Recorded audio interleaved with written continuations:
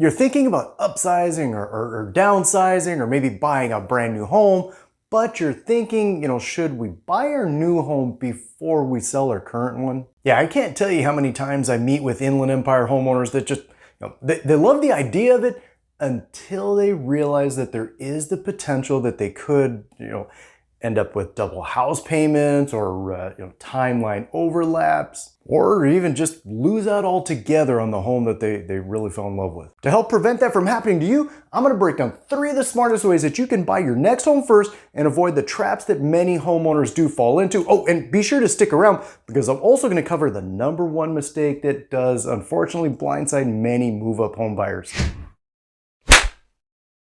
Listen, most move-up buyers don't struggle with finding their next home. What they struggle with is timing everything. In fact, as I say that, a prime example that immediately comes to mind is a couple we had helped just a few months back buy a brand new construction home here in the Inland Empire. They had been in their house for a while. They'd been about 11 years, had a ton of equity in their house, thanks to home prices going up like they did over the last 5 years. But like many other homeowners, they were concerned about 2 things. #1, getting stuck with 2 house payments, and #2, having to move twice. We sat down, looked at all their options, and found that doing a rent back was going to be the best fit for them. What that did is it allowed them to go out, find their next home, find the new construction home that they wanted, then sell their house, then rent the house back from the buyers for, if I remember, it was like 3 weeks, but then that allowed them to now then move into their new construction home once it was ready for them. No double moves, no moving twice. That's what having the right strategy is going to do. It's going to remove like 90% of the stress. So here are 3 buy before you move strategies that work. Sorry, real quick, before we do jump into that, if this is your first time here, my name's Jose and I am your SoCal realtor. Here we help Inland Empire homeowners sell smart, buy their next home better, and ultimately move with confidence. So if you are thinking about making a move, don't hesitate to reach out. My team and I, we are here and ready to help. But enough about that. Let's go ahead and get on with those 3 strategies. First one, I just mentioned this one, and that is the rent back. This is when you sell your house and then rent it back from the new owners of your house, the buyers of your house, for a predetermined length of time. So if you do need a little extra time after the sale of your house before your new home is going to be ready for you to move in, kind of like the example I just gave you with the couple we helped last year that needed an extra 3 weeks. Just be sure that you negotiate that up front. This way, if you do need that extra time, if you need an extra week, 2 weeks, 3 weeks, whatever that time is, but if you do need a little extra time from the sale of your house before your new home's going to be ready for you to move in, a rent back, that's what's going to give you that extra time. Depending on the length of time, and of course, depending on the market, but depending on the length of time, it might not even be a rent back. It might be there's no official name for it, but I'm going to call it a stay back. A what? You're not renting the house back, which you're staying in the house for, I don't know, 7 days after the close of escrow, then you're moving out and handing the keys over to the new owner. I will say though, all of this needs to be negotiated and agreed to up front though. With rent backs though, and definitely not common, I mean, this is not definitely very common at all, but I have seen them for as long as 60 days. Just keep in mind that again, the current state of the housing market, it definitely will play a role in just how easy or how hard it is to negotiate a longer rent back. Next is using a bridge loan. In short, simply put, a bridge loan is it's a temporary loan where you use the equity in your house to provide you with the down payment to purchase your new home. Then once you've made that purchase, you go back, you sell your house, and the proceeds from the sale, it pays off the bridge loan. Now, important to keep in mind that there are fees involved with getting a bridge loan. They're not free, there are fees involved with that.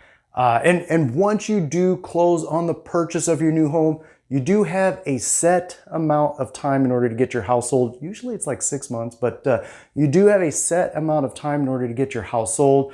Now, not every time, but many times during that set time, 6 months, whatever it may be, but during that set time, you're not required to make any payments on your new mortgage yet. Then you have the HELOC or home equity line of credit. Similar to the bridge loan, you're tapping into the equity of your house. You're getting a line of credit on the equity of your house and using that to make the down payment on the purchase of your new home. Then you go back, sell your house, use the proceeds to pay everything off, and including the line of credit. However, hear me when I say this. I'm a real estate agent. I'm not a lender. I mean, this is not the end-all news when it comes to lending and financing. I'll say this.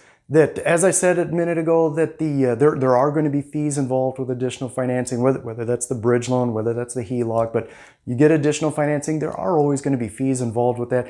And your lender, when they are qualifying you, they have to look at the whole picture, not just at the home that you're trying to buy, but also the house that you have, that you intend to sell. They have to look at the whole thing, because, I mean, what if you decide, I'm not going to sell, I'm going to keep it. So they do have to look at the whole picture.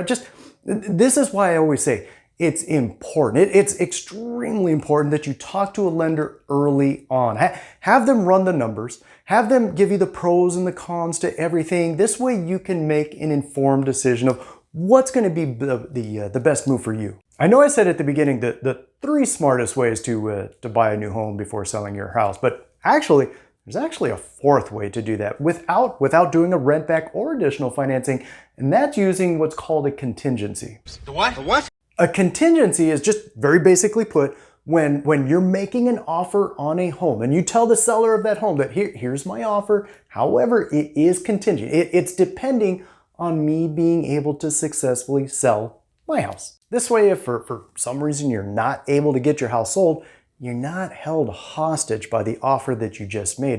Basically, it allows you an opportunity to not have to go through with that purchase. Oh, that is such a relief. This is why contingency, they really can be a great tool, but there are situations where they can hold you back if not used right. So my recommendation is this.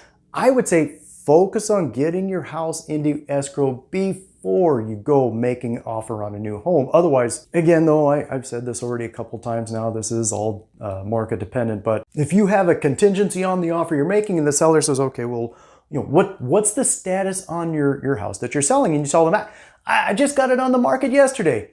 Yeah, they might not be too excited about accepting your offer. By the way, if you are finding this at all helpful, I did create a free quick guide on 7 costly mistakes when selling and buying at the same time.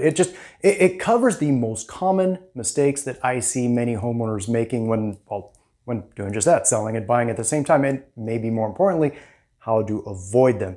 Definitely be sure to grab that after the video is over, but you'll find the link down below. One more thing regarding not the 3, but the 4 ways to purchase a new home before selling your current one, and that is, you're not limited to choosing just one. You actually can combine 2 or 3 or whatever, but you actually can combine them as long as they fit and help improve your current situation, your goals. Of course, you might be wondering now, okay, Jose, which one should we choose? Which one's the best one to go with? First of all, every homeowner's situation and numbers, they're going to be different from one another.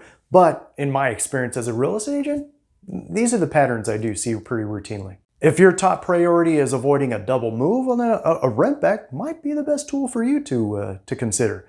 If you're trying to maximize your purchasing power, then a bridge loan, it could be your best option. If you have equity in your house and you want simplicity, well, then a HELOC, it could be a great fit for you. And if you're concerned about being stuck or held hostage to an offer and you cannot get your house sold, well, then a contingency, it could be a great option for you. Just remember, sure, both of these financing options, they can definitely provide convenience, but they also have qualification requirements and loan fees to factor in. So I can't stress enough, always be sure to consult with a lender. And well, if you're here in Southern California, let me know. Happy to refer to a good lender for that.